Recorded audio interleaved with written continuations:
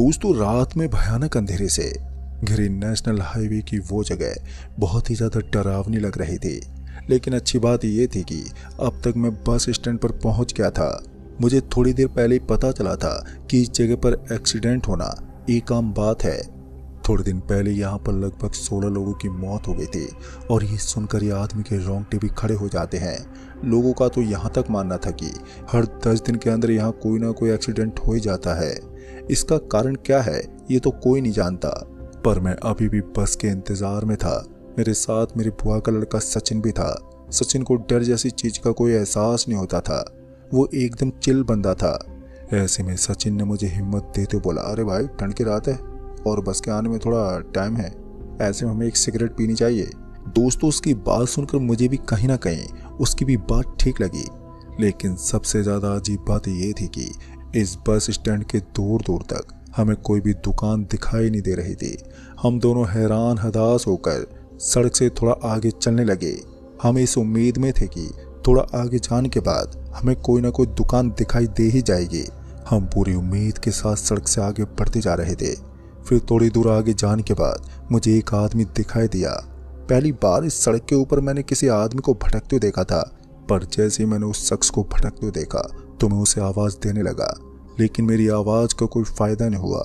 वो आदमी मेरी आवाज को इग्नोर करते हुए वहां से आगे बढ़ता ही जा रहा था। जब उसने मुझे इग्नोर करना शुरू किया तो फिर मैंने भी उसकी तरफ ज्यादा ध्यान नहीं दिया और मैं भी सचिन के साथ साथ किसी दुकान की तलाश में जुट गया। हम बस स्टैंड से लगभग 600 से 700 मीटर दूर आ गए थे, लेकिन हमें अभी भी कोई दुकान दिखाई नहीं दी थी। ऊपर से अभी अभी जो आदमी हमें दिखा था मानो उसे भी अंधेरे ने निकल लिया था। आखिर में थक हार कर मैं और मेरा बुआ का लड़का सचिन वापस से सड़क के ऊपर ही बैठ गए। एक तो हमने पहले से काफी लंबा सफर तय किया हुआ था और ऊपर से पैदल चलने की वजह से अब और भी ज्यादा थकावट महसूस होने लगी थी। तभी सचिन ने बोला, अरे भाई वो देख, मुझे वहां कोई लाइट नजर आ रही है। उसने जैसे लाइट की तरफ इशारा किया तो मैंने देखा कि वहां से थोड़ी दूर आगे एक एलईडी बल्ब की रोशनी नजर आ रही थी और उस रोशनी को देखते ही मुझे समझ में आ गया कि हो ना हो ये कोई दुकान ही होगी। ऐसे में मैंने सचिन से बोला, भाई एक काम कर दो, वहां जाकर सिगरेट लेकर आ, मैं तब तक यहीं पर बैठ कर तेरा इंतजार करता हूँ। इतना बोलकर मैंने अपना फोन निकाल लिया और फोन को देखने लगा। उधर सचिन पैदल कदम पटकते हुए जल्दी से उस दुकान की तरफ बढ़ता जा रहा था। लगभग 10 से 15 मिनट बीत गए, लेकिन सचिन अभी तक वापस नहीं लौटा था। अब मेरे दिल की धड़कन भी तेज हो गई थी। एक तो ये घनघोर अंधेरा और ऊपर से आसमान में छाए काले बादल हल्की हल्की चांद की रोशनी को अपने अंदर समेट चुके थे। आसमान में काले बादलों के पीछे चांद छिप गया था। ऊपर से उस सड़क के दोनों तरफ भयानक लंबे लंबे पेड़ थे जो उस नज़ारे को और भी ज्यादा डरावना बना रहे थे। तभी मैंने देखा कि मेरे सामने की ओर से एक बस बहुत ही तेज रफ्तार से आ रही थी और उस बस की रफ्तार को देखकर मैं तुरंत इस सड़क से हट गया। लेकिन वो बस शायद ओवर स्पीड में थी। ऐसे में उसको कंट्रोल कर पाना शायद ड्राइवर की बस से बाहर था। देखते ही देखते वो बस सीधा जाकर एक पुलिया से टकरा गई। उसकी आवाज मेरे कानों में गूंज गई।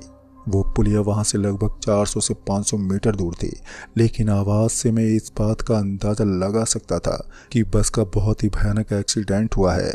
एक तरफ सचिन अभी तक नहीं लौटा था और दूसरी तरफ मुझे उस बस की वो भयानक आवाज सुनकर अजीब सा लग रहा था। पहले मैंने सोचा कि मुझे सचिन की तरफ जाना चाहिए, आखिर देखूं तो सही कि वो किस जगह पर अटका हुआ है। फिर जब मैंने आगे की तरफ चलना शुरू किया तो थोड़ी दूर आगे जाने के बाद मुझे ऐसा लगा कि कोई दर्द से करा रहा है और इस आवाज को सुनकर मेरा दिल अंदर तक दहल गया। मैंने इधर उधर देखने की भी कोशिश की, लेकिन मैं सिर्फ आवाज ही सुन सकता था। इस बात का अंदाजा लगा पाना बड़ा ही मुश्किल था कि ये आवाज आ कहां से रही है। थोड़ी देर तक तो ये आवाज मुझे सुनाई दी, लेकिन उसके बाद इस आवाज का आना एकदम से बंद हो गया। दोस्तों, तभी मुझे बीच सड़क के ऊपर कोई नीचे गिरा हुआ दिखा। जैसे मैं उसके और पास पहुंचा तो मैंने देखा कि ये सचिन ही था। सचिन के शरीर पर कहीं खरोंच तक नहीं थी, लेकिन इसके बावजूद उसका इस तरह सड़क पर गिरकर बेहोश हो जाना बहुत ही अजीब बात थी। फिर मैंने सचिन को हिलाया और उसे होश में लाने की भी कोशिश की। काफी देर तक मशक्कत करने के बाद सचिन होश में आ गया और जैसे सचिन होश में आया तो वो एकदम से उठकर बैठ गया उसके चेहरे की हवाइयाँ उड़ी हुई थी और ऐसा लग रहा था कि उसने कोई भयानक दृश्य देख लिया हो। वो बहुत ही बुरी तरीके से डरा हुआ था। सचिन के माथे से पसीना टपक रहा था। तभी मैंने सचिन को बोला, अरे भाई क्या हुआ, तू इतना डरा हुआ क्यों है? मेरी बात सुनकर वो बार बार अपने हाथ से इशारा कर रहा था कि मैं अपने पीछे की तरफ देखूं। फिर जैसे मैं पीछे मुड़ा तो वहां कोई नहीं था, लेकिन सचिन अभी भी उसी तरह से डरा हुआ था। उसको इस भयानक मंजर में देखकर मुझे घुटन सी महसूस होने लगी थी। तभी मैंने सचिन को कंधे से पकड़ा और उसे उठाकर अपने साथ लेकर जाने लगा। सचिन को अब चल पाने में भी थोड़ी दिक्कत होने लगी थी। थोड़ी दूर आगे जाने के बाद धीरे धीरे वो वापस से नॉर्मल होने लगा। फिर मैंने सचिन को बोला, अरे भाई तुझे हुआ क्या, ये तो बता। इस बार सचिन ने बोला, यार जैसे ही मैं उसे LED बल्ब की तरफ बढ़ता जा रहा था ना, तो वैसे ही मुझे सामने की ओर एक आदमी दिखा। ये बिल्कुल उसी आदमी की तरह दिखने वाला आदमी था जो हमने थोड़ी देर पहले उस सड़क के बगल में भटकते हुए देखा था। मैंने उस आदमी को 3 बार आवाज़ भी लगाई। तीसरी बार आवाज़ लगाते ही वो एकदम से पीछे पलट गया और वो मेरी ओर बढ़ने लगा। पर जैसे जैसे वो मेरी ओर बढ़ रहा था ना, तो मेरे मन में एक उम्मीद बढ़ रही थी कि शायद ये आदमी मुझे आसपास की किसी दुकान के बारे में बता देगा। लेकिन जैसे वो मेरे एकदम पास पहुंचा तो उसके बाद मेरी सांसें ऊपर नीचे होने लगी, क्योंकि मेरे सामने कोई इंसान नहीं था बल्कि एक हैवान था जिसके लंबे लंबे दांत थे। उसके बाद मैं डर के मारे बेहोशी की हालत में चला गया। अभी कुछ देर पहले ही वो शख्स नजर आया था मुझे। ऐसा लग रहा था कि वो आदमी तुम्हारे पीछे खड़ा है और तुम्हारे ऊपर अटैक करने वाला है। दोस्तों, ये बात सुनकर एक बार के लिए मेरे भी पसीने छूट गए, लेकिन दूसरी पल मुझे लगा कि घनघोर अंधेरे की वजह से हो सकता है कि सचिन को ऐसा एहसास हुआ हो कि उसने सच में कोई भूत देखा है। फिर मैंने सचिन को बताया कि अभी अभी यहाँ से एक बस बहुत ही रफ्तार में गुजरी थी, तो उसने बताया कि उसने ऐसी किसी भी बस को नहीं देखा। मैं ये बात सुनकर और भी हैरान हो गया, क्योंकि वो बस बहुत ही रफ्तार से इसी सड़क से आई थी और सचिन भी इसी सड़क के बीचों बीच गिरा हुआ था। तो फिर सचिन को टक्कर क्यों नहीं लगी? अभी मैं यही सोच रहा था कि तभी सचिन ने बोला, भाई तुझे ऐसा नहीं लग रहा है कि बहुत सारे लोग एक साथ रो रहे हो? उसकी बात सुनकर मैं ध्यान से सुनने की कोशिश करने लगा तो मुझे महसूस हुआ कि बच्चे और बड़े लोगों की एक साथ चिल्लाने और रोने की आवाजें आ रही हैं। अब तो मुझे भी यकीन हो गया कि हो ना हो ये उसी बस के टकराने की वजह से हो रहा है। इसीलिए मैंने अपने दोस्त को जल्दी जल्दी उस पुलिया की तरफ बढ़ने को बोला। हम तेज रफ्तार के साथ आगे बढ़ते चले गए। फिर हम जैसे उस पुलिया के पास पहुंचे तो हमने देखा कि वो बस बहुत भयंकर तरीके से पुलिया की दीवार के अंदर घुस गई थी। उस बस के आगे का हिस्सा एकदम कचूमर बन गया था। ये हादसा इतना ज्यादा डरावना था कि मेरी आंखें उस हादसे को बर्दाश्त नहीं कर पा रही थी। वहां से रोने और चिल्लाने की आवाज इस कदर मेरे दिल पर हावी हो चुकी थी कि अब उस बस की तरफ बढ़ पाना मेरे लिए बहुत ही मुश्किल होने लगा। मैं लोगों को बचाने के बजाय उनसे बचने के लिए पीछे जाने लगा। मेरी हिम्मत नहीं हो रही थी कि मैं उस एक्सीडेंट हुई बस के पास जा सकूं। ऐसे में मैंने वहां से भागने का फैसला किया और ऊपर से यहाँ कभी भी आसपास की पुलिस पहुंच सकती थी और बस की सवारी समझकर मुझे भी चपेट में ले लेती। ऐसे में मैंने वहां से तुरंत ही भागने का निश्चय किया और थोड़ी देर के बाद मैं अपनी बुआ के लड़के सचिन के साथ उस इलाके से निकल गया। लेकिन मुझे क्या मालूम था कि जिस मुसीबत से मैं पीछा छुड़ाकर भागने की कोशिश कर रहा हूँ वो मुझे अपनी चपेट में लेती जा रही है। दरअसल मैं इस चीज का एहसास कर सकता था कि मेरे और सचिन के साथ साथ कोई और भी था जो भाग रहा था। हालांकि मुझे उसकी आवाज का एहसास हो रहा था, मेरे साथ साथ सचिन को भी यही लग रहा था कि हम दोनों के अलावा यहाँ पर कोई तीसरा शख्स भी मौजूद है। लेकिन हम दोनों उस तीसरे शख्स को देख पाने में नाकाम थे। डर के मारे हम दोनों ही पसीने से तरबतर हो चुके थे, लेकिन हम इस बात को समझ नहीं पा रहे थे कि अब हम दोनों करें तो करें क्या। फिर अचानक ही हमसे कुछ टकराने लगा और जैसे हमने उस पर गौर किया तो हमने पाया कि हमारे पैरों के बीच में बहुत सारे संतरे एक साथ इधर उधर टकराते जा रहे थे। फिर इसी बीच मेरा एक पाँव एक संतरे के ऊपर पड़ गया तो मैंने देखा कि उसके अंदर से फ्रूट निकलने के बजाय काला काला खून बह रहा था और ये चीज इस चीज का दावा कर रही थी कि हम दोनों किसी काली शक्ति के साए में हैं और हमारे ऊपर कभी भी भयानक अटैक हो सकता है।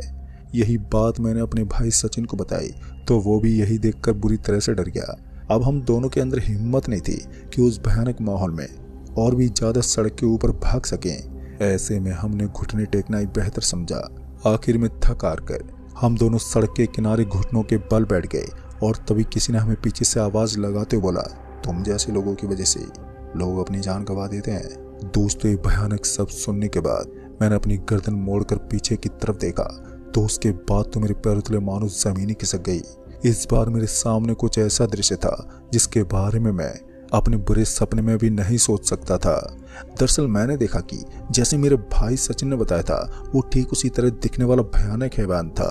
मेरी हिम्मत इतनी ज्यादा टूट चुकी थी कि मैं उसके सामने एक शब्द तक नहीं बोल पा रहा था, पर किसी तरह से मैंने हिम्मत जुटाई और बोला, लेकिन हमने तुम्हारा बिगाड़ क्या है जिस वजह से तुम ऐसा बोल रहे हो? हमारी बात सुनकर उसने बोला, मैंने तुम्हें अपनी जिंदगी बचाने का एक मौका दिया था, लेकिन तुम दोनों उसे गवा चुके हो। जो बस अभी अभी उस पुलिस से टकराई थी, उस बस के लोगों की मदद करने के बजाय तुम लोगों ने वहां से भागना बेहतर समझा। इस पर मैंने उस भयानक से दिखने वाले शैतान को बोला, लेकिन उस वक्त हमारा वहां रुकना ठीक नहीं था, वरना हम अपनी जान भी गवा सकते थे। हमें पहले इस चीज का एहसास हो गया था कि हम दोनों के आसपास कोई है। फिर इससे पहले कि मेरी बात खत्म हो पाती कि अचानक ही उसने सचिन का गला पकड़ा और उसे हवा में उड़ा दिया। उसने सचिन को कुछ इस तरह से जकड़ा हुआ था कि 2 पल में ही सचिन का सारा खून सूखने लगा और उसकी आंखें सफेद होने लगी। फिर इसी बीच मैंने बीच बचाव करने की कोशिश भी की, लेकिन जैसे मैंने अपने भाई सचिन को बचाने का पूरा प्रयास किया तो वैसे ही मेरे गले में भी मुझे अजीब सी हलचल महसूस होने लगी और देखते ही देखते मैं अचानक ही हवा में उठने लगा। उस वक्त भगवान का भेजा हुआ कोई परिंदा ही हमारी जान बचा सकता था और शायद भगवान को हम दोनों की मौत मंजूर नहीं थी। फिर अचानक एक गाड़ी की हेडलाइट ने हम दोनों के साथ हो रहे उस भयानक हादसे को एकदम से टाल दिया। अभी अभी हम दोनों अपनी जान से खेलकर वापस नॉर्मल हालात में पहुंच गए, लेकिन अब हमारे सामने सबसे बड़ी चुनौती ये थी कि आखिर अब हमें इस गाड़ी वाले से मदद मिलेगी या फिर नहीं। हमने उस गाड़ी वाले के सामने हाथ भी दिखाकर उसे रोकने की भी कोशिश की और आखिर में भगवान का भेजा हुआ वो फरिश्ता सच में हमारे लिए एक फरिश्ता ही बना। उसने गाड़ी को हमारे बगल में ले जाकर रोक दिया और जल्दी से हमें अंदर बुलाने लगा। दोस्तों उसका इशारा पाते ही हम दोनों भागते उस गाड़ी के अंदर बैठ गए और गाड़ी के अंदर बैठते ही मैंने उस आदमी को बोला, अरे भाई साहब आपको नहीं पता, लेकिन आज आपने 2 जिंदगियों को नई जिंदगी दी है। हमारी बात सुनकर वो मुस्कुराने लगा। फिर मैंने उस आदमी को बोला, लेकिन एक चीज समझ में नहीं आई, रात को तो इस सड़क पर कोई किसी को लिफ्ट ही नहीं देता, फिर आपने इतना खतरा क्यों उठाया? इस पर वो आदमी मुस्कुराते बोला, जो लोग इस तरह के हादसे से गुजर जाते हैं वह इस दर्द को समझ पाते हैं। मैंने भी इस तरह के हादसे को बर्दाश्त किया है। उसकी बात सुनकर हम दोनों बड़ी बड़ी आंखों से उसकी तरफ देखते बोले, वैसे भाई साहब आपका नाम क्या है? इस पर उसने बताया कि लोग उसे नवाब साहब के नाम से जानते हैं। उस आदमी की सब बातें सुनने के बाद हमने उस आदमी का शुक्रिया अदा किया और फिर उस आदमी ने बताया कि हमें यहाँ से ठीक 7 किलोमीटर आगे बरास गांव तक पहुंचना है। हमारी बात सुनकर उस आदमी ने पूछा, लेकिन उस गांव में आपका ऐसा कौन सा काम है जो इतनी रात को जाकर पूरा होगा? इस पर हमने उस आदमी को बताया कि वहाँ पर हमारे दूर के रिश्तेदार रहते हैं। हालांकि यहाँ से हमें बहुत लंबा सफ़र तय करना है, लेकिन आज की रात हम वहीं पर रुकेंगे और फिर सुबह होते ही ट्रेन से अपने पूरे सफ़र को अंजाम देंगे। बाद में मैंने नवाब साहब से उस आदमी के बारे में जानने की भी कोशिश की, लेकिन उसने हमें सिर्फ इतना बताया कि वो आदमी पहले यहाँ पर सब्जी और फल फ्रूट की रेहड़ी लगाया करता था। एक बस वाले की लापरवाही के चलते उसे अपनी जान गंवानी पड़ी। फिर उसके बाद से उसकी आत्मा उसी रास्ते पर भटकती है। बेकसूर होने की वजह से वहाँ कई आत्माओं का वास है। दोस्तों फिर इतना कहने के बाद नवाब साहब ने हमें अपने ठिकाने पर छोड़ दिया और फिर गाड़ी से उतरने को बोला। हम तुरंत ही गाड़ी से उतरे और नवाब साहब को धन्यवाद बोलकर वहाँ से निकल पड़े। फिर हमने देखा कि उस गांव की एक दुकान अभी भी खुली हुई थी। शायद वो चक्की वाले की दुकान थी। उस चक्की वाले से हमें पता चला कि देर रात लाइट आने की वजह से उसे नाइट में काम करना पड़ता है और बाद में उसने बताया कि जिस गाड़ी से अभी अभी आप उतरे हो वो नवाब साहब की गाड़ी है, लेकिन नवाब साहब को मरे आज काफ़ी वक्त हो गया है।